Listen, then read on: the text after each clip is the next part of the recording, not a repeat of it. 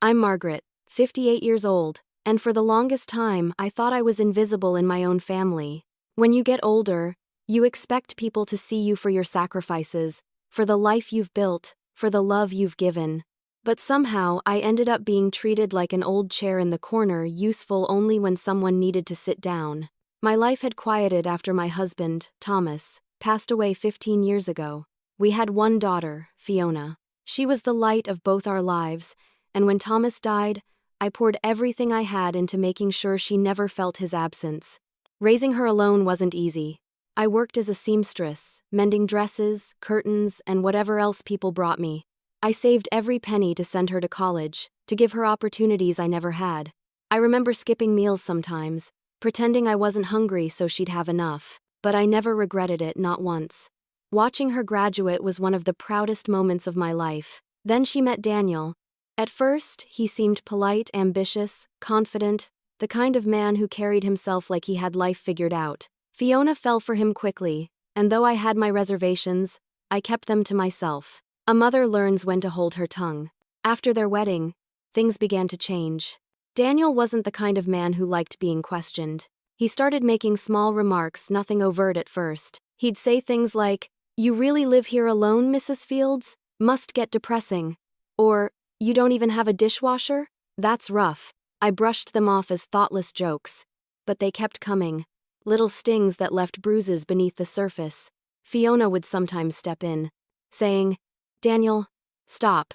That's my mom you're talking to." He'd laugh it off, kiss her forehead, and say, "I'm just joking, babe. Lighten up." Soon, Fiona stopped defending me altogether. I could tell she was caught in the middle, torn between the man she loved and the mother who raised her. So I stayed quiet, hoping things would ease over time. But instead, Daniel's arrogance grew louder. He began dropping hints about my house, the little cottage Thomas and I had built together over 20 years ago. "You know, if you sold this place, you could move somewhere more modern," he'd say, running his finger across my old oak table as if it disgusted him. Besides, Fiona and I could really use some investment money right now. I remember sitting there, my hands trembling as I folded the same napkin over and over again. "This house isn't for sale," I told him gently. "Thomas built it. It's all I have left of him." He chuckled and looked at Fiona. "See, sentimental as always. You'd think she'd want to help her own daughter, but no, she'd rather sit in this creaky place with her memories." Fiona looked down, saying nothing. That silence hurt more than any words could.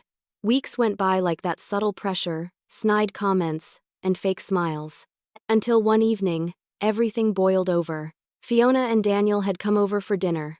I'd made roast chicken, just like Thomas used to love. We sat down, and for a few moments, things almost felt normal. Then Daniel brought up money again. "So, have you thought about what we talked about, Mrs. Fields?" he asked between bites. "I told you before," I said softly. "I'm not selling the house." He set down his fork and leaned back. "You know what your problem is? You're selfish. You act like you're some saint for raising Fiona, but what have you really done? You've got no savings, no investments, no plan. You're worthless." The word hit me like a slap. Fiona gasped, whispering, "Daniel!" But he didn't stop. "Seriously, Fiona," he continued. "Your mom's sitting on a property that could actually help us, but she'd rather rot here in her memories." Pathetic. I stared at him, my throat tightening. I wanted to scream, to tell him that every stitch I sewed, every night I stayed awake worrying about bills, every meal I went without, it was all for Fiona. But I couldn't speak. My hands just trembled in my lap. When they left, I sat in the quiet house, staring at the walls Thomas had built. I could still see his handwriting on the beam above the fireplace. He'd carved our initials there when we first moved in. And now, this man, this arrogant fool, had the audacity to call me worthless inside the very home my husband's hands had made. For days, those words echoed in my mind. Worthless. I replayed the conversation over and over again until I started believing it. Maybe Daniel was right. Maybe I had nothing left to offer. My body ached more each year. My hands weren't steady like before, and I barely had any savings. What good was I? But then, one morning, as I made tea, I caught sight of the framed photograph of Thomas and me on our wedding day. He had that same crooked grin he always wore, the one that said, We'll make it through anything. That was when something inside me shifted. No, I wasn't worthless. I had built a life from nothing. I'd raised a daughter alone, survived loss, and kept going. Maybe Daniel thought he could walk over me, but he had no idea who he was dealing with. I straightened my back, picked up my cup of tea, and whispered to myself, "You've been quiet too long, Margaret." Because one afternoon, when Daniel's arrogance reached its peak, I decided I wouldn't stay quiet anymore. I looked around my old cottage, remembering every nail my husband had hammered in himself. Thomas built this home before Fiona was even born. We didn't have much back then, just his carpenter's hands, my patience, and dreams bigger than our budget. I still remember the way he'd come home covered in sawdust, grin stretched wide as he said, "It's not much now, Maggie, but someday, it'll be ours." And it was. Every wall, every window, every dent, and in the floorboard held a story. There was the tiny crack in the kitchen tile from when Fiona dropped her first glass of milk, the faded mark by the front door where Thomas measured her height every birthday, the soft creak in the hallway he used to call our house's heartbeat. To anyone else, it was just an old wooden cottage on the edge of town, but to me, it was a living memory. That morning, after Daniel's cruel words still rang in my ears, I ran my hand over the banister Thomas carved. It was smooth from years of use. I whispered, "Called me worthless, Thomas. Can you believe that?" The air was still, but I could almost feel Thomas's spirit there, urging me not to give up what we had built. For years, I'd been just surviving, not really thinking about the future. My income came from the small sewing work I did for neighbors and a modest pension after Thomas's passing. It was enough to live quietly, no luxuries, but I never needed them. But Daniel, with his big city suits and fake confidence, couldn't understand that peace didn't come from money. The more I thought about it, the angrier I became. He wanted me to sell this, the house my husband built with his own hands, so he could invest. He didn't see a home, he saw a transaction. Later that week, Fiona stopped by. I could tell from the moment she stepped in that she was nervous. Her eyes darted to the floor as she handed me a bag of groceries. "Mom," she started softly. "Daniel didn't mean what he said. He just gets frustrated sometimes." "Frustrated?" I asked, setting the bag down. "Fiona, he called me worthless. That's not frustration, that's cruelty."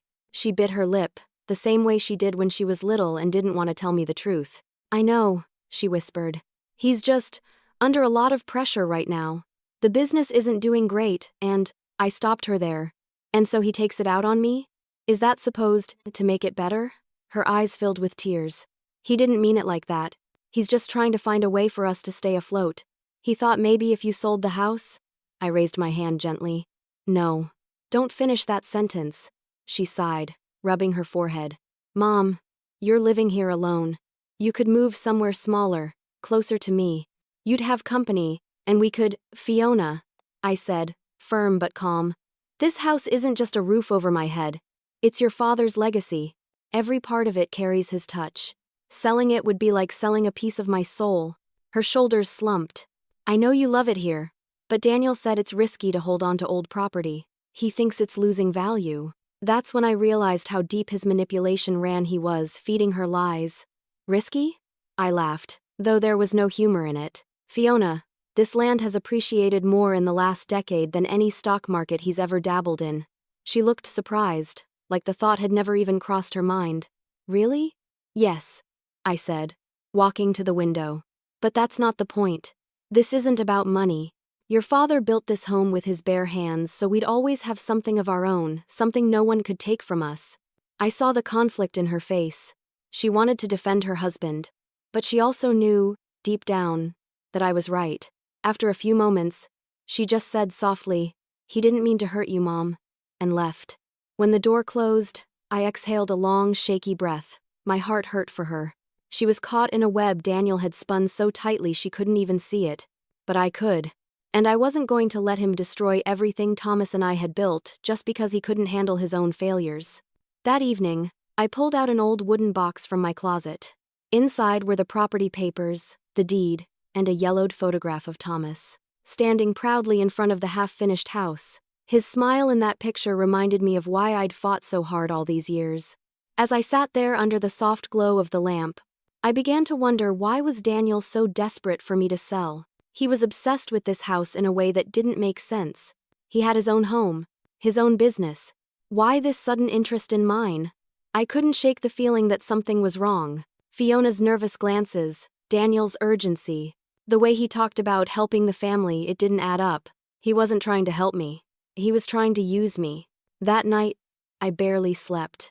Every creak of the house seemed to whisper my husband's voice, telling me to stay strong. When dawn came, I sat at the kitchen table with my cup of tea, staring out at the garden Thomas had planted all those years ago. The roses were still blooming, stubbornly refusing to fade even in their age, just like me. And as the sun rose, I made myself a quiet promise. I would find out the truth behind Daniel's eagerness to sell, no matter what it took. One night, I overheard Fiona and Daniel arguing in their car outside my house. It was late, close to midnight, and I'd been sitting by my bedroom window with a cup of chamomile tea, trying to calm my restless thoughts. The night air was cool, and the faint hum of their voices drifted in through the open window. At first, I wasn't trying to eavesdrop, but when I heard Fiona's voice tremble, my heart clenched. "Daniel, please stop asking her," she said. "It's not right. She's already done enough for us." Her tone was shaky, exhausted, almost pleading. Daniel's reply was sharp, irritated. "Done enough? Fiona, open your eyes. We're drowning here. Do you think your mom sitting on that old house while we lose everything makes sense?" I froze, pressing my hand over my mouth. Losing everything? What was he talking about? Fiona's voice broke. "It's not her fault the business isn't working. Maybe we should just—" "Don't you dare start that again," Daniel snapped. "You said you believed in me. Now prove it. She owes you this much after all those years she kept you trapped in that small-town life." Owes her? That word burned in my chest. I'd spent my whole life giving Fiona everything I had. And now, this man had convinced her I was some kind of burden she was owed compensation from. Fiona started crying softly. I wanted to run out there, to hold her, to tell her she didn't need to listen to him. But something stopped me, the knowledge that Daniel would twist it, make it worse. So I sat there in the dark, listening, my hands trembling. After a few more minutes, the car door slammed. Daniel's footsteps crunched on the gravel, and then silence. I peeked out the window just in time to see Fiona wiping her face, her body shaking before she started the car and drove off. The next morning, I found her in my kitchen. Her eyes were red and puffy, and she was pretending to drink coffee she clearly hadn't touched. I didn't say anything at first, I just sat across from her, letting the silence stretch between us. Finally, I asked softly, "Are you going to tell me what's wrong?" Her hand tightened around the cup. "Nothing, Mom, I just didn't sleep well." "Don't lie to me, Fiona," I said gently. "I heard you two last night." Her head snapped up, eyes wide with guilt. For a moment, she looked like that little girl who used to break a vase and try to glue it back together before I noticed. "You heard that?" she whispered. I nodded. Every word. She looked down at her hands, twisting her wedding ring nervously. "He didn't mean what he said," she murmured. "He's just scared." "Scared of what?" I pressed. She hesitated, tears filling her eyes again. "The business. It's not doing well. We're behind on payments, and the investors are threatening to pull out. He's desperate. That's why he wants you to sell the house. He thinks it's the only way to save everything." I sat back in my chair, feeling both angry and heartbroken. "Fiona, has he even considered getting a real job? Something stable?" She flinched. "He says it's just a rough patch. That if we can just get through this month, things will turn around." I sighed. "And he wants to get through it with my house money?" She didn't answer. That silence said everything. For years, I had believed I was doing the right thing by letting Fiona live her own life, by not interfering. But now, I could see how Daniel had slowly taken control of her world, isolating her, convincing her that his failures were her responsibility. "Fiona," I said, reaching across the table and holding her hand. "Listen to me. You don't owe him your mother's home. Or your peace. If his business is falling apart, that's on him." Her eyes brimmed with tears. "You don't understand, Mom. If we don't come up with something soon, we could lose our house. Daniel said we'd have to move in with you." I blinked. Move in with me? That thought chilled me. Daniel living under my roof? The same man who called me worthless? I knew right then that I couldn't let that happen, not for my sake, and not for Fiona's. "I'll figure something out," I told her quietly, "but I won't sell this house." Your father worked too hard for it. She squeezed my hand, whispering, I'm sorry, Mom. I could tell she meant it. But as she got up to leave, I saw something else in her eyes, fear. After she left, I couldn't stop thinking about their situation. If Daniel's business was failing, then why did he still walk around acting like a man of wealth? Expensive suits, new watch, a shiny car, none of it made sense. Unless, of course, it was all for show. That evening I sat at my sewing table, trying to work, but my mind kept replaying their conversation. She owes you this much. The arrogance in his voice made my stomach twist. I realized then that Daniel didn't just want my money, he wanted control. He wanted to make me feel small so I'd give him what he wanted without resistance. But he didn't know me as well as he thought he did. I'd survived harder times, widowhood, loneliness, years of financial struggle. I'd buried my husband and kept going when life tried to break me. I wasn't about to let some arrogant son-in-law manipulate me out of the only thing I had left. Still, one question gnawed at me. Why did Fiona sound so terrified last night? There was more to this story. Something she wasn't telling me. And if I wanted to protect her, I needed to find out what it was. Because when Daniel found out I'd overheard their fight, his mask finally cracked and I saw the man he truly was. Daniel stormed into my home the next morning without knocking. The sound of the door slamming against the wall made me jump, nearly spilling the cup of coffee in my hand. I'd barely gotten out of bed when he barged in, his face red and jaw tight like he'd been holding in rage all night. Do you have any idea what you've done? He shouted, marching straight into my kitchen like he owned the place. I set my cup down slowly, trying to keep my voice calm. Good morning to you too, Daniel. What exactly have I done? He slammed his hands on the table. Don't play dumb with me. You've been eavesdropping on my private conversation with Fiona. I looked him straight in the eyes. You mean the one you had outside my window, loud enough to wake the neighbors? He blinked, caught off guard by my composure. You had no right to listen, he said through gritted teeth. I folded my arms. You had no right to talk about me like that in my own driveway. For a moment, the mask slipped. His charming, businesslike persona evaporated, replaced by something cold and venomous. You're trying to turn Fiona against me, he said, his voice low now, almost a growl. You've always hated me. You never thought I was good enough. You're right about that, I said quietly. I didn't think you were good enough not because of your money or your job, but because I can see the way you treat her. He laughed bitterly. You think I'm the problem? Look at you, clinging to this falling apart shack like it's the Holy Grail. You can't even help your own daughter when she needs you. That was when I realized this wasn't just anger, it was desperation. His business must have been in worse shape than I thought. I stood tall and said, I've helped Fiona my entire life, but enabling your mistakes isn't helping her, it's hurting her. His lips twisted into a sneer. You think you're some saint, don't you? You're nothing, Margaret. You've got no savings, no influence, no future. You'll be begging us for help in a year, and then we'll see who's laughing. The words were cruel, meant to cut deep, but this time, I didn't flinch. Something in me had hardened overnight. I was done letting this man humiliate me. You're right about one thing, I said evenly. I don't have much, but I have integrity, and that's something you'll never understand. He stepped closer, his voice rising again. You'll regret crossing me. You think Fiona's going to side with you when she finds out how you've been meddling? You're old, lonely, and bitter. That house is the only leverage you've got left. His breath was hot on my face, and for a moment, I wondered if he'd completely lost control. But instead, I just stared at him, unmoved. Then you'd better hope I never lose that leverage, I said softly. He glared at me, waiting for me to crumble. When I didn't, he grabbed his coat and stormed out, slamming the door so hard the windows rattled. The silence that followed was heavy. I sank into a chair, my heart pounding in my chest. The man I'd tolerated for Fiona's sake had just shown his true self, a manipulative bully hiding behind charm and entitlement. I wanted to cry, but I didn't. Instead, I reached for a notepad and started writing everything down, every insult, every threat, every time he'd come by uninvited. I didn't know why, but something told me I'd need it later. After that morning, things between us changed completely. Daniel stopped pretending to be civil.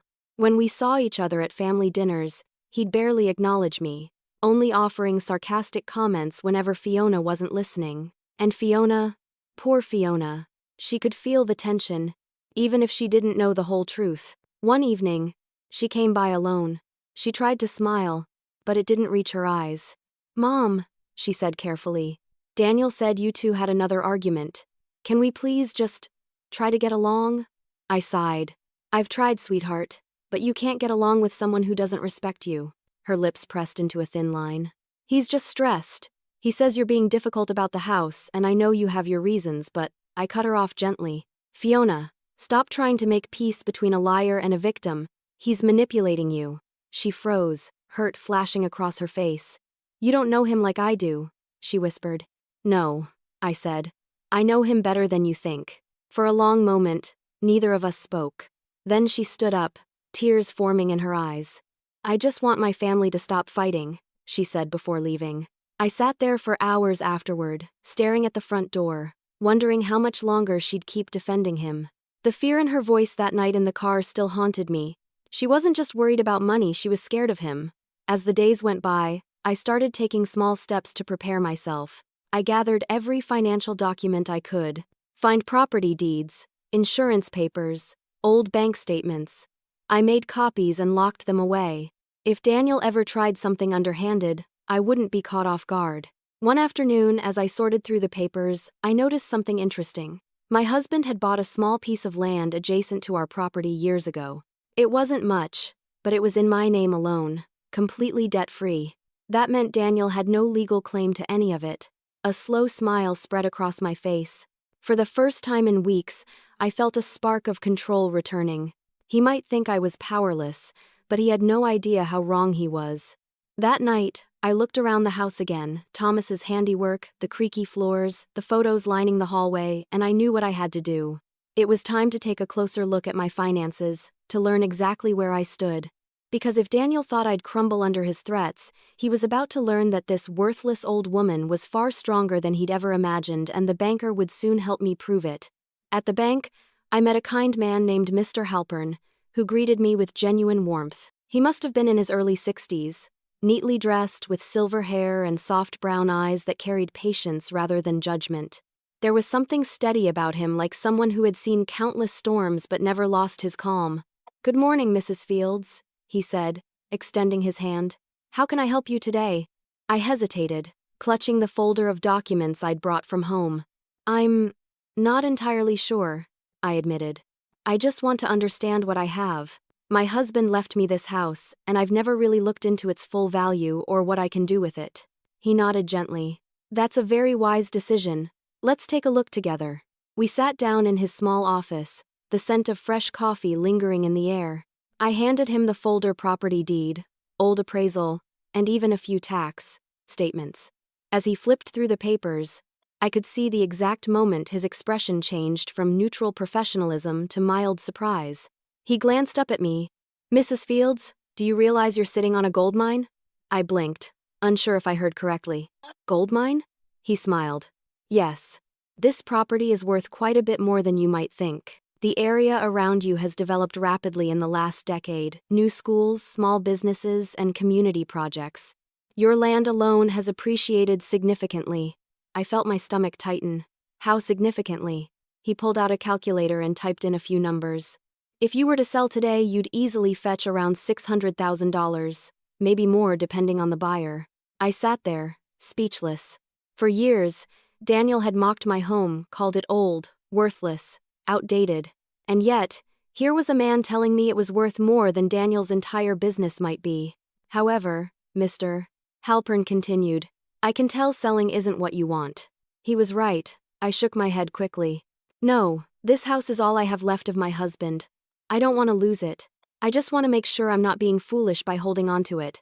He smiled again, reassuringly. "Then you're far from foolish. You've been sitting on one of the smartest investments in this town." I couldn't help but laugh softly. "That's not what my son-in-law says." He raised an eyebrow. "Ah, the family advisor, I assume?" I sighed. "Something like that. He's been pushing me to sell to help fund his failing business, though he won't admit it's failing. He says the house is a liability." Mr. Halpern's expression hardened slightly. "A liability?" "Mrs. Fields, this property is an asset, and it's entirely in your name. No joint ownership, no debt attached. You're in a very strong position." Hearing those words made me sit a little taller. For the first time in a long time, I felt empowered rather than ashamed. He leaned forward slightly. "May I offer some advice?" "Please," I said. "You have options. You could rent out part of the house or the land. Many investors are looking for properties in your area for long-term leases. You could even take out a small equity loan if you ever need funds without selling your home." It was like a light switched on in my mind. There were paths forward that didn't involve giving in to Daniel's manipulation. I smiled faintly. "You make it sound simple." He chuckled. "It's not always simple, but it's possible. The key is knowledge, Mrs. Fields. Knowledge gives you control." As he spoke, I noticed a framed quote on his desk that read, "The only real security in life comes from what you know, not what you own." It resonated deeply. For years, I'd let fear dictate my choices: fear of running out of money, fear of being alone, fear of being seen as weak. But now, I realized strength came from understanding what you had and standing your ground. I told him about Daniel, about the insults, the pressure, the forged politeness that hid a much darker agenda. Mr. Halpern listened without interrupting, his hands folded on the desk. When I finished, he said simply, "You don't owe him anything, and I suggest you protect your assets. Set up a separate account in your name only. Make sure your documents are secure." I nodded, already planning to do just that. "Thank you, Mr. Halpern. You have no idea how much this means to me," he smiled kindly. "You're stronger than you think, Mrs. Fields. Most people your age would have given up control years ago, but you're taking it back, and that's admirable." His words hit me harder than I expected. I hadn't realized how much I needed to hear that someone believed in me, that I wasn't the helpless woman Daniel tried to paint me as. As I gathered my papers, Mr. Halpern added one last thing. "Son-in-law continues to pressure you. Don't hesitate to let us know. If he tries anything involving your property or finances, we'll flag it immediately." I smiled, relief washing over me. "Thank you. That makes me feel a lot safer." He nodded.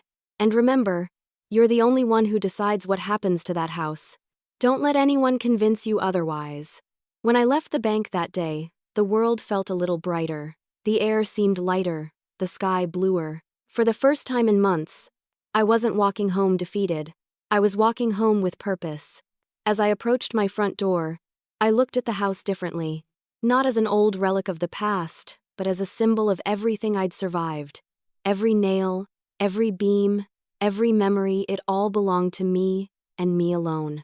I stood in the doorway, clutching the folder of documents to my chest, and smiled. I finally had the knowledge Daniel never wanted me to have, and that meant he'd lost the power he thought he held over me.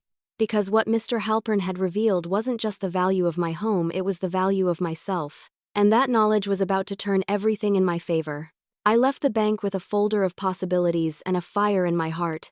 It was the first time in years that I felt truly in control of my life. The cold October air brushed against my cheeks as I walked down the street, the leaves crunching under my shoes, and for once, I didn't feel small or powerless.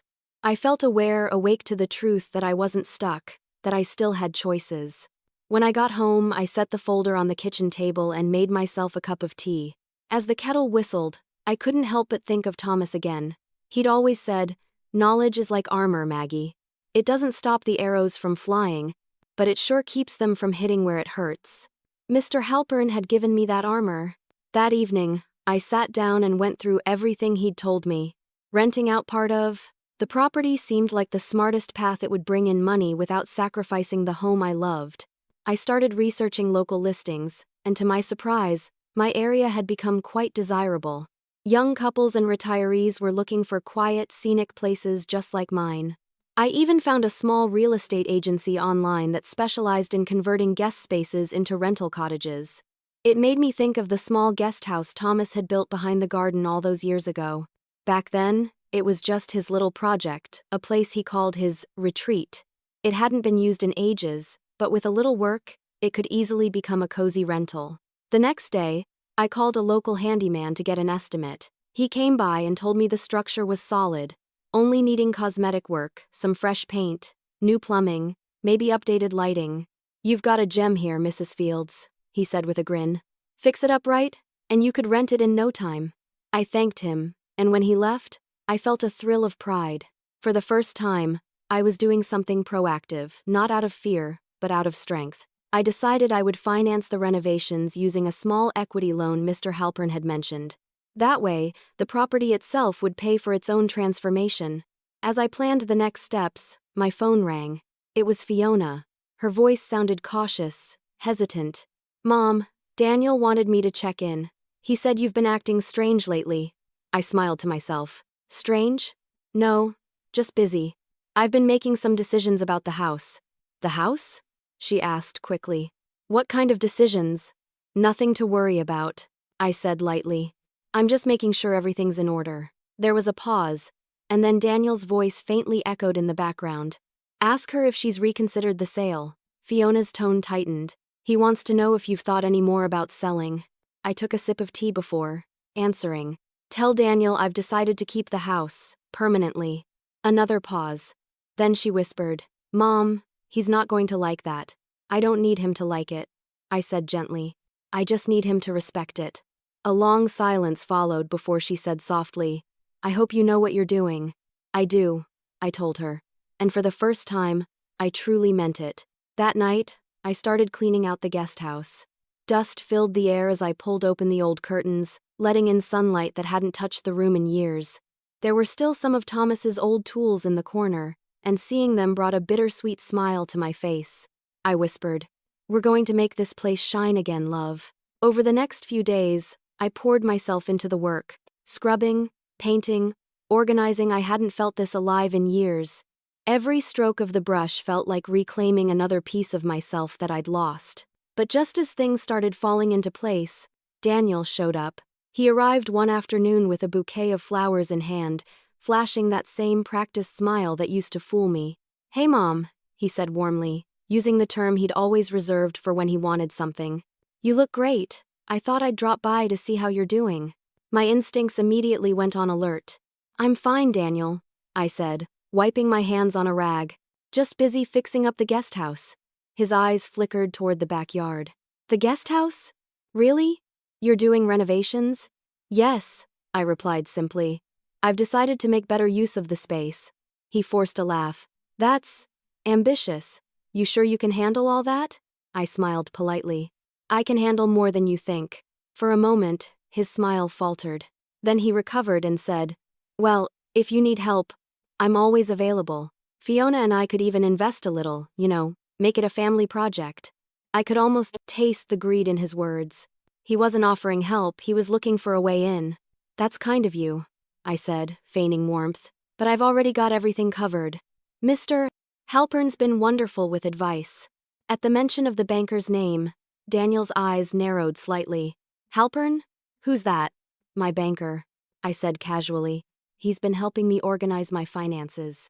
He nodded slowly, pretending to be indifferent, but I could see the flicker of unease in his expression. Good. Let him wonder. Let him feel uncertain for once. After he left, I sat down in the quiet and smiled to myself. I didn't need to confront Daniel yet. I'd let my silence speak for me. Every improvement I made, every step I took toward independence, was a statement louder than any argument could ever be. Because while Daniel thought I was being quiet out of weakness, I was really planning something far stronger than he could ever imagine, and soon, his fake kindness would reveal exactly what he was after. Daniel arrived with flowers and a forced smile, calling me Mom. It had been a few days since our last tense phone call, and I was halfway through painting the guest house walls when I saw his car pull up. The sound of his expensive tires crunching against the gravel made my stomach tighten. He stepped out, dressed neatly, holding a bouquet of lilies, Fiona's favorite, not mine. It was clear who he was really trying to impress. Hey Mom, he said, flashing that salesman grin. You've been working hard out here. Thought I'd stop by to check on you. I set down my paintbrush slowly, wiping my hands on a rag. I'm surprised to see you, Daniel. To what do I owe the visit? He walked closer, pretending to look around the yard. Oh, come on. Do I need a reason to visit my favorite mother-in-law? Yes, I said flatly. You usually do. His smile tightened for half a second before returning to its practiced charm. Fair enough. Look, I just wanted to apologize for the other day. I was stressed out, said some things I shouldn't have. Fiona told me you've been through a lot, and I just wanted to make peace. It sounded rehearsed, like something he'd practiced in the mirror before driving over. I gestured toward the porch. Apology accepted. Now, why don't you tell me what you really came here for? He chuckled lightly, walking over to the table where I'd left the property plans open. Wow, he said, pretending to be impressed. So this is the big renovation, huh? Looks like a lot of work. I like staying busy, I said. He nodded thoughtfully. You know, I've been thinking it might actually be smart for us to combine forces. You've got this property, I've got business experience. If we turned the guest house into a rental, we could make a decent profit. I could handle the marketing, finances, paperwork, all that messy stuff. You just enjoy the extra income. There it was, the hook. Wrapped up in friendliness, dipped in fake concern. I leaned against the table, crossing my arms. That's generous of you, Daniel. But I've already got a plan. He tilted his head. A plan? Yes, I said, meeting his gaze. Mr. Halpern's been helping me explore options. He's got me in touch with a few potential renters. At the mention of the banker again, his expression flickered just for a moment. I saw a flash of irritation before he masked it with another grin. Ah, the banker. Right. I guess that's smart. But you know, those people don't always have your best interests at heart. I mean, they're trained to sell products, not to look out for you. I smiled politely. You might be right, but Mr. Halpern isn't like that. He's been nothing but kind and transparent. Daniel's fake charm started to crack. His jaw tightened. Well, that's great, he said stiffly. Still, if you ever need help understanding the fine print, I can always take a look. You know how complicated these financial things can get. I looked at him squarely. I understand them just fine. For a second, he just stared at me, clearly not expecting that answer. Then he laughed awkwardly and picked up his flowers again. Well, at least let me put these in water. Fiona said you've been under the weather lately. I raised an eyebrow. Under the weather? No. I feel better than I have in years. He blinked, thrown off again. Oh, that's great to hear. He placed the lilies in a vase, then wandered around the kitchen, his eyes darting toward the counter where my financial documents used to sit. I'd already moved everything to a safe box, anticipating his nosiness. He tried again. You know, Fiona and I have been talking about the future.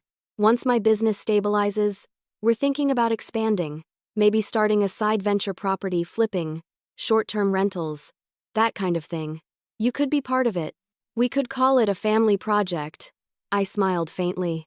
Family project. Sounds nice. But I think I'll stick to my little guest house for now. He didn't like that answer. His tone sharpened just a bit. You sure you want to manage this all by yourself?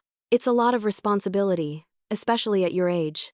I turned toward him slowly, my voice calm but steady. Daniel, I managed a household, raised a daughter, buried a husband, and kept this property running for decades, all without your help. I think I'll survive a few renovations. He forced a smile again, but the corners of his mouth twitched with irritation. You've got spirit, I'll give you that. When he finally left, I watched his car disappear down the road, the smile fading from my face. His visit confirmed what I already knew: he wasn't giving up. His sudden kindness wasn't repentance, it was strategy. He'd realized bullying didn't work, so now he was trying charm. I sat on the porch as the sun dipped below the trees, thinking about how predictable he was. For all his talk about intelligence and ambition, Daniel had a fatal flaw: he underestimated me. He saw me as old, soft, sentimental. He didn't understand that patience is its own kind of power. Over the next week, I kept meticulous notes of every interaction, every call, every visit, every word that sounded just a little too sweet. I wasn't doing it out of paranoia. I was preparing. Because deep down, I knew a man like Daniel wouldn't stop until he got what he wanted or until someone made him stop. So, I played along.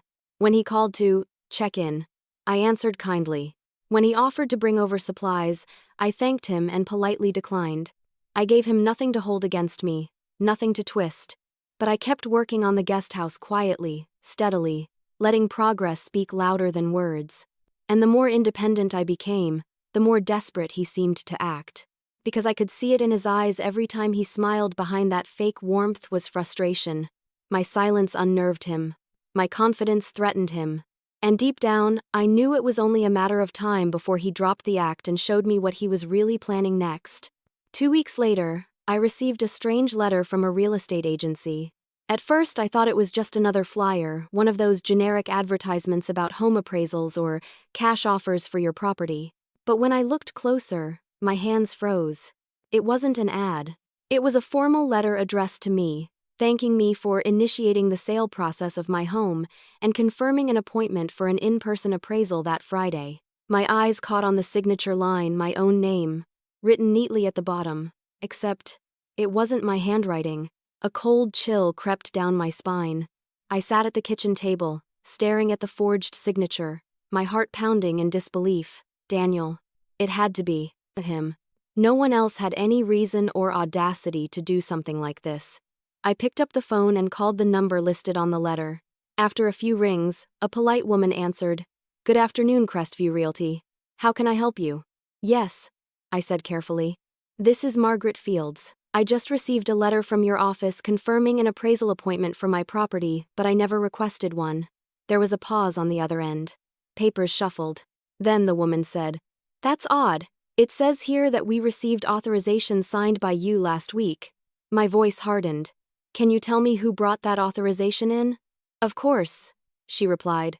"Let me check the notes." "Yes, it says a Mr. Daniel Whitmore submitted it in person.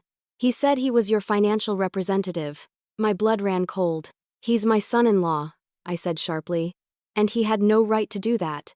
That signature is forged." "Oh my," she said, her voice faltering. "Mrs. Fields, I'm so sorry. We'll cancel the appointment immediately. I'll make a note in your file that no further actions can be taken without your direct consent." "Thank you," I said, trying to keep my composure, though my hands were shaking. When I hung up, I sat in silence, the letter trembling in my fingers. Anger coursed through me not just at the betrayal, but at the sheer audacity of it. He thought I wouldn't notice. He thought I was too old, too naive, too trusting to catch on. But he was wrong. I took a deep breath and did what Mr. Halpern had taught me. I documented everything. I placed the letter and the envelope in a plastic sleeve, wrote down the date and time of my call, and made note of the woman's name at the agency. Then I called the one person I knew would know what to do. "Mrs. Fields," Mr. Halpern said after I explained everything, his tone instantly serious. "That's forgery and attempted fraud. You need to file a report. Immediately." "Do you really think the police will take it seriously?" I asked. "They will if you have proof," he said firmly. "Bring that letter, the envelope, and your identification to the station. Tell them your son-in-law forged your signature to initiate a property sale. I'll send over a notarized copy of your legitimate signature from our bank records to help prove it." That man was a godsend. I thanked him profusely and hung up, then drove straight to the police station. The officer at the front desk listened quietly as I explained, his expression hardening as he examined the letter. "This is a clear case of forgery, ma'am," he said. "We'll need you to fill out a statement. We'll open an investigation and contact Mr. Whitmore for questioning." The weight of what was happening hit me like a wave. Daniel hadn't just insulted me or pressured me, he'd crossed a legal line. He was willing to commit a crime to get his hands on my property. That evening, I called Fiona. I didn't want to, but I couldn't keep this from her any longer. "Mom?" she answered, her voice tired. "What's going on?" "Daniel said you're making some crazy accusations again." I took a steadying breath. "Fiona, listen to me. He forged my signature on real estate documents. I just filed a police report." There was silence. Then she laughed nervously. "That's impossible. He wouldn't." "He did," I interrupted. "The agency confirmed it. He claimed to be my financial representative." Her voice cracked. "Oh my God. Mom, are you sure?" "Yes, I'm sure." She started crying softly. "He told me he was just trying to get an appraisal. I didn't know he was lying." I felt a pang of sorrow for her. She'd been defending him for so long, trapped in his manipulative web. "I know you didn't," I said gently. "But you need to understand this isn't a mistake anymore. This is deliberate." She sniffled. "What happens now?" "The police will handle it," I said. "I've done my part. It's time for Daniel to face the consequences." After the call, I sat on my porch as the evening light faded, the crickets humming in the garden. I should have felt victorious, but all I felt was tired. Betrayal has a way of stealing the air from your lungs, even when you see it coming. Still, beneath the exhaustion, there was something else, a quiet strength. Daniel had finally shown the depths of his greed, and I had met it with proof, not panic. The next day, a detective called to confirm they'd contacted Daniel for questioning. He was defensive, the detective said delicately. But the agency's testimony and your evidence are strong. We'll be in touch as the case progresses. I thanked him and hung up, then sat back, letting the relief wash over me. The storm was coming, yes, but I wasn't scared anymore. I had my documents, my banker, and the law on my side. Because Daniel thought he could steal what was mine with a pen and a lie, but his signature was the one that would destroy him. Mr. Halpern personally called me to say the bank had flagged Daniel's name. I had just finished cleaning up the kitchen when my phone rang. Seeing Mr. Halpern's number on the screen immediately made my heart race. His voice was calm, but there was an unmistakable edge of urgency to it. "Mrs. Fields," he began, "I wanted to inform you that our fraud department detected something unusual involving your name and your son-in-law." I gripped the counter to steady myself. "What kind of unusual activity?" He sighed. "It seems Mr. Whitmore attempted to open a joint equity loan application under both your names. He used a photocopy of your driver's license and a forged signature almost identical to the one from the real estate papers you showed me. For a moment, I couldn't even breathe." "You mean he tried to take out a loan using my house as collateral?" "Yes," Mr. Halpern confirmed. "Fortunately, our verification team cross-referenced your signature with the one we have on file. When they saw the discrepancy, they halted the process immediately and notified me." I pressed my hand against my chest, feeling my pulse pounding under my palm. "He's really not stopping, is he?" "No," Mr. Halpern said quietly. "But don't worry. We've officially blacklisted his name from any future transactions connected to your accounts or property. And we've submitted a report to the authorities. It'll strengthen your fraud case." I sank into a chair, shaking my head in disbelief. "I don't know how to thank you, Mr. Halpern." He spoke kindly, his tone softening. "You don't need to thank me, Mrs. Fields. You did everything right. You were cautious, you documented everything, and you came to me early. That's what stopped him from doing real damage." When I hung up, I sat there in silence, the weight of what he said sinking in. My instincts had been right from the start. Daniel wasn't just greedy, he was reckless, willing to risk criminal charges for money that wasn't his. A few hours later, there was a knock at my door. It was Fiona. She looked pale and shaken, her eyes red like she hadn't slept. "Mom," she whispered, stepping inside. "Daniel's been acting strange.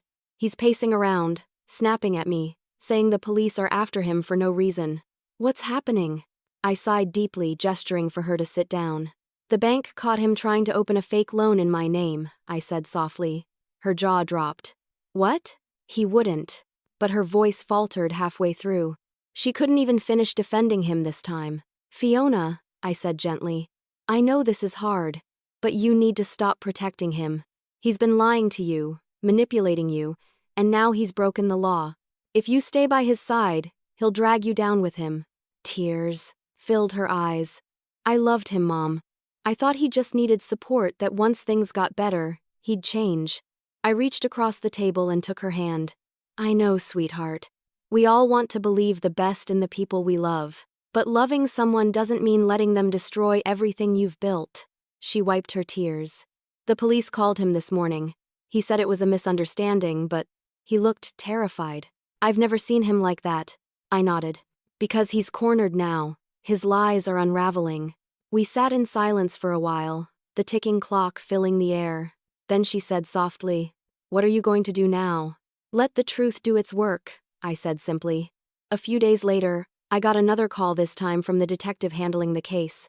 "Mrs. Fields, we interviewed Mr. Whitmore," he said. "He's denying the forgery, claiming you gave verbal consent." I let out a bitter laugh. "Verbal consent? Do you have any proof of that?" "None whatsoever," the detective replied. "And with the bank's report, his claim doesn't hold up. We're moving forward with charges of attempted fraud and forgery." Hearing those words filled me with an odd mix of sadness and relief. Sadness, because this man was the father of my grandchildren-to-be, the husband of my daughter. Relief, because justice was finally catching up to him. A few days later, Mr. Halpern called again. "I wanted to let you know we'll be supporting your case in court," he said. "I've already submitted a statement confirming that your signature and personal data were used without authorization." I smiled through the phone, tears welling in my eyes. You've been so kind to me, Mr. Halpern. You didn't have to go this far, he chuckled softly. You remind me of my late mother, Mrs. Fields. She was sharp as a tack but never believed it. People like Daniel prey on women like you, honest, trusting, steady. It's about time someone stood up to them. His words warmed me more than I expected.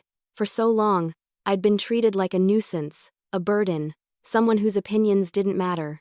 But here was a man who saw me as capable, intelligent, and worthy of respect. Later that evening, Fiona came over again, her face pale but determined. I told Daniel I'm staying with you for a while, she said. I can't keep pretending he's innocent. I saw the way he looked at me when the police called again like I was the enemy. I hugged her tightly. You did the right thing. She pulled back, tears streaming down her face. I'm so sorry, Mom, for not believing you sooner, for letting him treat you the way he did. I stroked her hair gently. You were trying to hold your family together. There's no shame in that. But now it's time to rebuild on truth, not lies. For the first time in months, I felt real peace. The truth was finally out, the law was on my side, and Fiona was beginning to see Daniel for who he truly was. But the best part came the following week, when Daniel was summoned to the bank for questioning and I was invited to sit across from him as he faced the consequences of everything he'd done. Daniel walked into the bank looking pale, clutching his briefcase like a shield. The confident, sharp-tongued man who used to smirk at me across family dinners was gone. In his place stood someone disheveled, anxious, and cornered. His expensive suit looked a little too big, his tie slightly askew, and his hands trembled as he tried to keep up appearances. Mr. Halpern and I were already seated in a small conference room. The air smelled faintly of coffee and polished wood. I kept my chin lifted, my hands folded neatly in front of me. I'd promised myself I wouldn't let him see fear in my eyes, not after everything he'd done. The door closed behind him, and for a moment, the silence was heavy. Then he forced a smile. Mrs. Fields, he said, his voice brittle. Mr. Halpern. Quite the surprise meeting. Mr. Halpern leaned back calmly. Not a surprise, Mr. Whitmore. You were asked to come in regarding the recent loan attempt. Please, have a seat. Daniel sat down slowly, his eyes darting between the two of us. Listen, there's been a misunderstanding, he started. I never meant for any of this to blow up the way it has. I didn't say a word. I just watched him. Mr. Halpern opened a folder and spread several documents across the table, the forged loan papers, copies of my real signature, and the official report from the fraud department. These signatures are not identical, he said evenly, and the fact that you attempted to submit this under Mrs. Fields' name without authorization is a serious legal offense. Daniel's jaw tightened. I wasn't trying to steal anything. I was helping my mother-in-law manage her finances. She's not good with paperwork. I thought I was doing her a favor. That was it, the same arrogance, the same manipulation. He couldn't help himself. Even now, caught red-handed, he was trying to rewrite the story to make me look weak. I finally spoke. My voice was calm but firm. A favor? Forging my name, lying to a bank, and trying to use my house as collateral, that's your idea of a favor? He turned toward me, trying to put on a sympathetic face. Margaret, please. I admit, I made a mistake. I should have talked to you first. But you don't understand the pressure I'm under. Fiona and I are drowning. I was just trying to save us. I met his gaze steadily. You weren't trying to save us, Daniel. You were trying to save yourself. You've been lying to Fiona, manipulating her, and using my home as a lifeline for your failures. You wanted me to sell this house so you could play the hero. His face reddened. That's not true. Mr. Halpern cleared his throat, his tone professional but edged with steel. Mr. Whitmore, you need to understand that this situation isn't going away. The documents you submitted constitute attempted fraud. The authorities have already been notified. This meeting is merely a courtesy before the case proceeds further. Daniel's voice cracked. You can't do that. I didn't steal anything. No, I said, leaning slightly forward. But you tried to. You forged my name. You lied to realtors and to this bank. And you did it all because you thought I was too old and too naive to catch on. He slammed his hands on the table, his composure shattering. You think you're so righteous? You think keeping that house makes you some kind of hero? You don't even know how the world works, Margaret. You live in the past while people like me are out there trying to make things happen. I didn't flinch. And look where that got you. For a few seconds, the room was dead silent. Even Mr. Halpern said nothing. Daniel's breathing was heavy, his face twisted with frustration. Then Mr. Halpern spoke softly. Mrs. Fields, the decision is yours. Would you like to pursue this matter legally, or attempt a settlement? Daniel turned to me desperately. Please, Margaret, don't do this. Think about Fiona. She doesn't need to see me dragged through court. I looked at him. Really looked at him.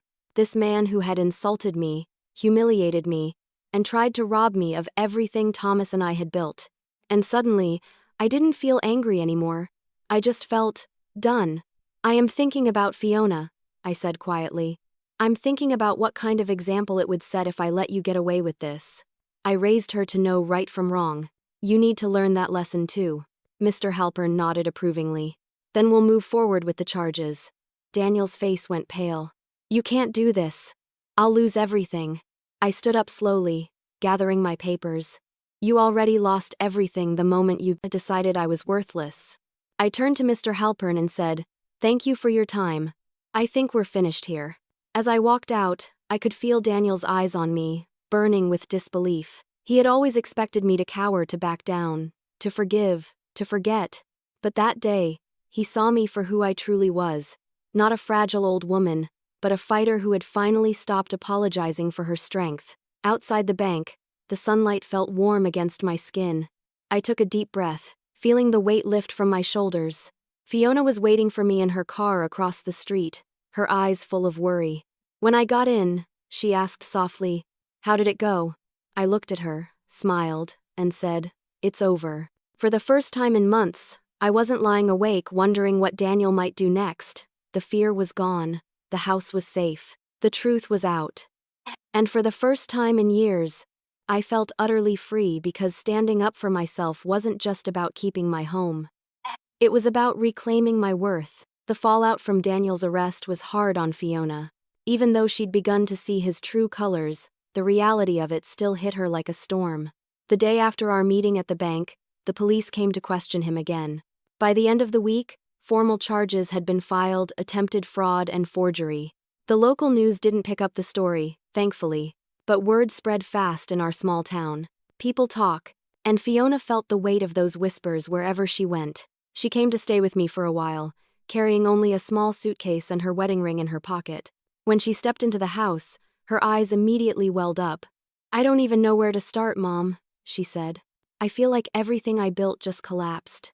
I wrapped my arms around her and said softly, Sometimes things have to collapse before you can rebuild them the right way. For the next few days, our house felt full again like it used to. We cooked simple meals together, drank tea in the evenings, and talked about anything but Daniel. She slept in her old room, the one Thomas had painted pale yellow when she was 10. It comforted her, I think, to be surrounded by reminders of a time when life felt safe and simple. But beneath the calm, I could see the pain in her eyes. The shame, the guilt, the disbelief. She blamed herself for not seeing what Daniel truly was. One night, she sat at the table, her voice trembling.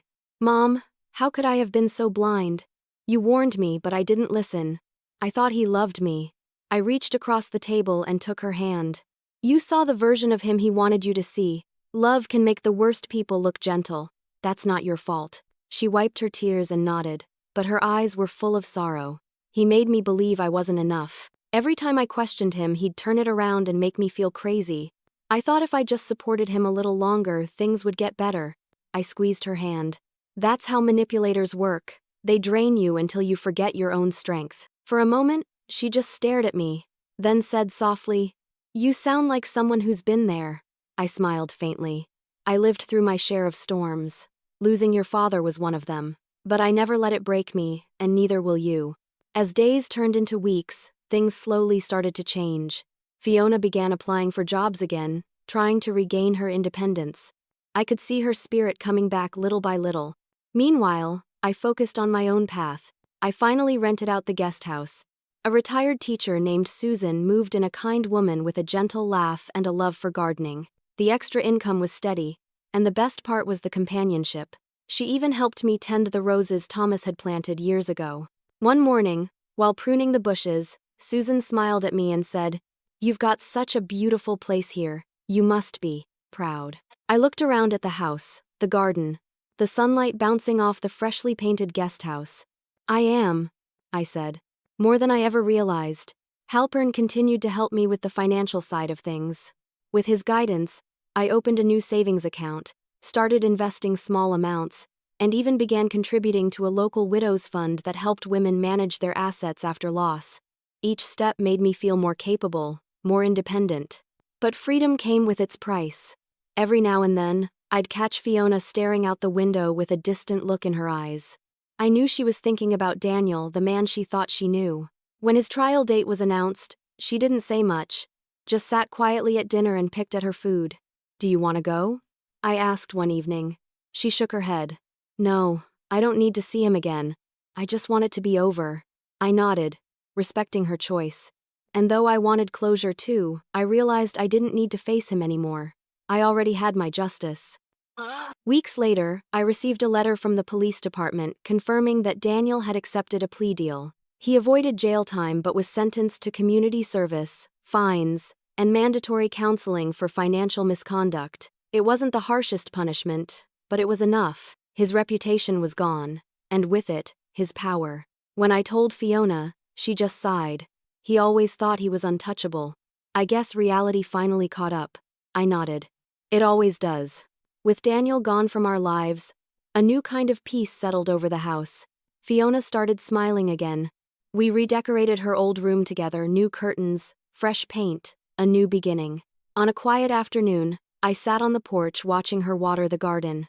The sun was warm, the air smelled like jasmine, and I realized something I hadn't before. Freedom doesn't come without scars. It costs you comfort, relationships, illusions, but it gives you back yourself. That evening, Fiona joined me on the porch, setting down 2 cups of tea. She smiled softly. "You know, Mom, I always thought you needed me. Turns out, I needed you." I laughed gently. "We need each other, sweetheart. We always did." The wind rustled through the trees, and I thought about everything we had survived, the insults, the lies, the betrayal. It hadn't broken us, it had made us stronger. But just when I thought Daniel was gone for good, I learned that some people can't let go of control so easily, and his final desperate attempt to get back at me would prove that his arrogance still hadn't learned its lesson. Daniel tried contacting me from a new phone number, pretending to apologize. It had been a few quiet months since his sentencing, and life had finally begun to feel peaceful again. Fiona was healing, I was thriving, and even the air in the house seemed lighter. Then, one evening, as I was sipping tea on the porch, my phone buzzed. The number was unfamiliar, but something in my gut told me who it was before I even answered. I pressed accept, and sure enough, that smooth, calculated voice came through the line. "Margaret, it's me. Please don't hang up." For a moment, I said nothing. His tone wasn't angry or bitter, it was pleading, almost pitiful. "What do you want, Daniel?" I finally asked, keeping my voice steady. "I just need to talk," he said quickly. "Everything's gotten out of hand. I made mistakes, but I never wanted to hurt you or Fiona. I lost control." I leaned back in my chair, staring out at the fading light. "You didn't lose control, Daniel. You abused it." There was a pause. "Please," he continued. "I know I messed up, but I've been doing my community service, going to therapy, trying to be better. I want to make amends." I didn't believe him for a second, but something in me wanted to hear what his version of amends sounded like. "What exactly are you asking for?" He hesitated, then said, "I've been offered a business opportunity, a fresh start. I need an investor to help me get it off the ground." I thought maybe, I laughed, cutting him off. "There it is. The real reason for this call. Margaret, I'm serious," he insisted, his voice rising. "This is my chance to make things right for everyone. You and Fiona could actually benefit from it." I felt anger stir in my chest, but I kept my tone cool. "You forged my name, tried to sell my house, and nearly destroyed your marriage. And now you think I'd give you money?" He fell silent for a few seconds. When he finally spoke again, his voice had changed lower, colder. "You think you're better than me now, don't you? Because some old banker told you how to handle your finances? You wouldn't even have that house if it weren't for Fiona and me helping around all these years." That was the Daniel I knew, the mask slipping, the entitlement resurfacing. You never helped, I said sharply. You took advantage, and this conversation is over. I hung up. My hands trembled slightly, not from fear but from fury. I'd thought he was done trying to manipulate me, but clearly, he wasn't finished. Over the next few days, he kept calling from different numbers, leaving voicemail after voicemail. Each one started with fake remorse and ended with veiled threats. You'll regret treating me like this. You think people will believe your story forever? I still have things that belong to Fiona. You might want to stay on my good side. That last message chilled me. I played it twice, then immediately called the detective who had handled his case. When I told him about the calls, he sighed. That's a violation of his probation terms, Mrs. Fields. We'll handle it. They asked me to forward the recordings, which I did. 2 days later, the detective called back. We've spoken to his probation officer. He'll be brought in for questioning tomorrow. When I hung up, I finally let out the breath I didn't realize I'd been holding. I hadn't wanted to get involved with him again, but this wasn't about revenge, it was about safety. Fiona didn't know he'd been calling me. I didn't want her burdened with it. Not yet. The next day, Fiona came home from work with a spark of light in her eyes. Mom, I got the job, she said, beaming. She'd been interviewing for a position at a local design firm for weeks, and they had finally hired her. I hugged her tightly. That's wonderful, sweetheart. I'm so proud of you. We celebrated that night with a homemade dinner and a glass of wine. For the first time in years, laughter filled the house again. Fiona talked about her plans, how she wanted to start over, travel, maybe even move into her own apartment soon. It made me happy to see her hopeful again. But just as we were clearing the dishes, there was a knock at the door. My heart skipped. It was late, too late for visitors. Who could that be? Fiona asked. I'll get it, I said, wiping my hands and walking to the front door. When I opened it, a uniformed officer stood on the porch. My stomach twisted until he smiled reassuringly. Mrs. Fields? Just wanted to let you know we've taken Mr. Whitmore into custody. He violated his probation by contacting you. You won't be hearing from him again. Relief washed over me like a wave. Thank you, officer, I said softly. He nodded and left, and I closed the door slowly. Fiona looked at me from across the room, concern etched on her face. Mom? What was that about? I hesitated, then decided she deserved to know. Daniel's been calling me, trying to manipulate me again. The police have taken care of it. Her eyes widened. He what? It's over now, I said gently. You don't have to worry anymore. She nodded slowly, her expression shifting from shock to quiet sadness. I just don't understand how someone can fall so far. Some people never hit the bottom until they're forced to, I said softly. After she went to bed, I sat alone in the living room, staring at the flickering light of a candle. The silence was peaceful, but behind it lingered a sense of finality. I knew Daniel wouldn't be back, not this time. The law had drawn the line I never could. The next morning, I woke to sunlight streaming through the curtains. I brewed my coffee, stepped out onto the porch, and breathed in the crisp morning air. For the first time in years, there were no shadows chasing me. I thought about everything Daniel had said, that I was worthless, weak, dependent. And then I looked around me. My thriving garden, my rented guest house, my daughter finally free. He couldn't have been more wrong. Because every insult, every betrayal, every desperate move he made had only pushed me further toward the life I was meant to have, and fate was about to reward that strength in a way I never saw coming.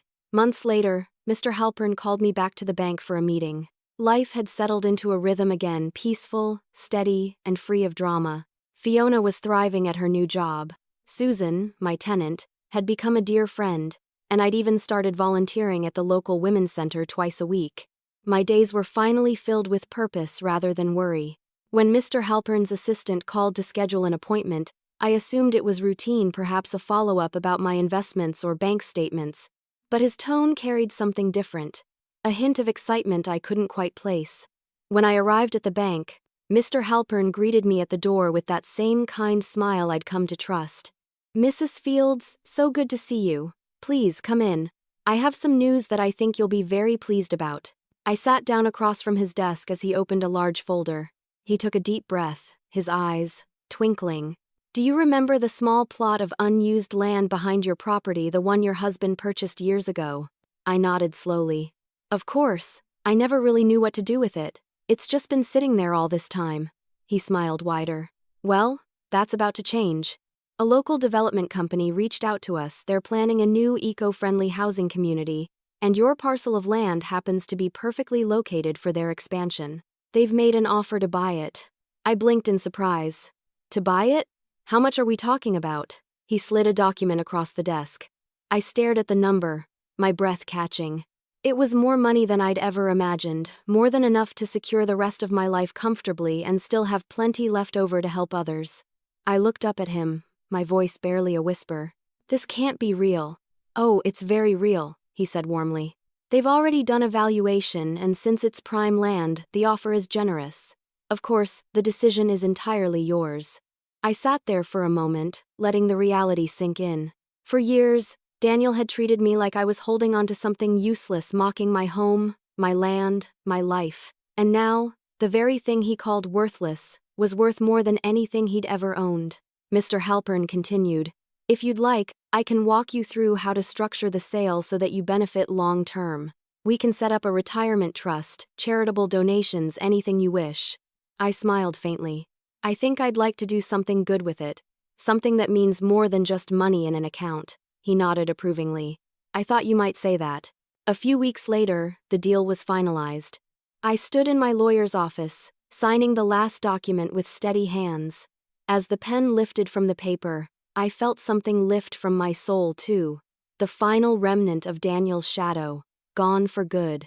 With the proceeds, I made 3 decisions. The first was practical. I invested enough to ensure Fiona and I would never struggle again. The second was personal. I renovated my home, keeping its character but giving it new life. Fresh paint, restored wood, blooming gardens. It finally looked the way Thomas would have wanted. The third decision was the one that meant the most. I donated a portion of the money to the local women's shelter and financial literacy program, the same one I'd been volunteering at. I wanted women who'd been silenced or manipulated, just like I once was, to learn what I had learned, that independence is built, not given. When I handed the check to the director, she teared up. "Mrs. Fields, this will change lives," she said softly. I smiled, feeling a warmth spread through me. Then it's the best thing I've ever done. Weeks later, I invited Mr. Halpern and Fiona for dinner. We sat on my newly rebuilt porch, the garden glowing under string lights. Fiona laughed freely, her face brighter than I'd seen in years. She had finally started dating again, someone kind, humble, and genuine. Watching her smile made my heart swell.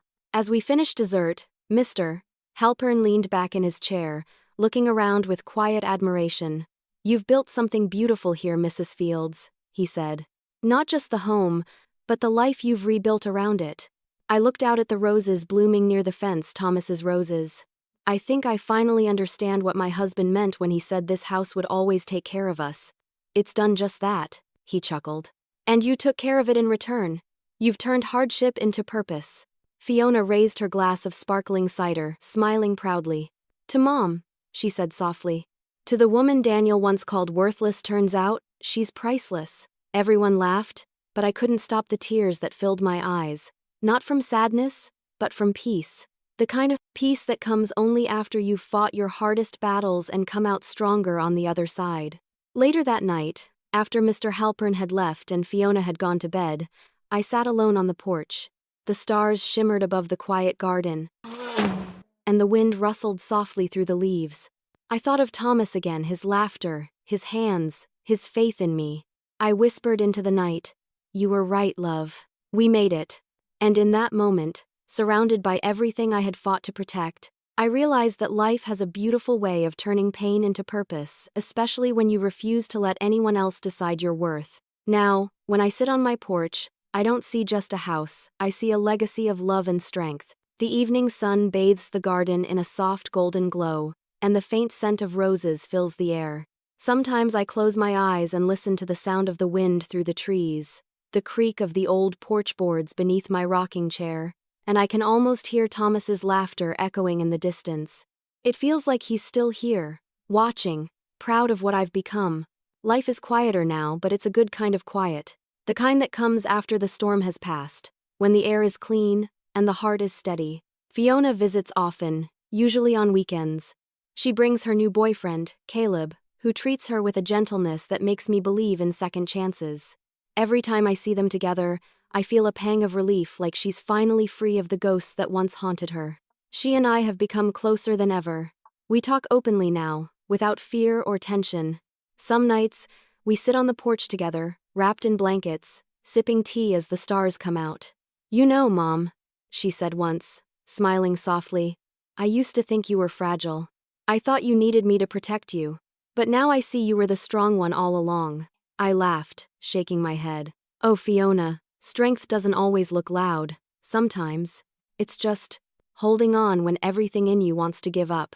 She nodded thoughtfully. "Then you must be the strongest woman I know."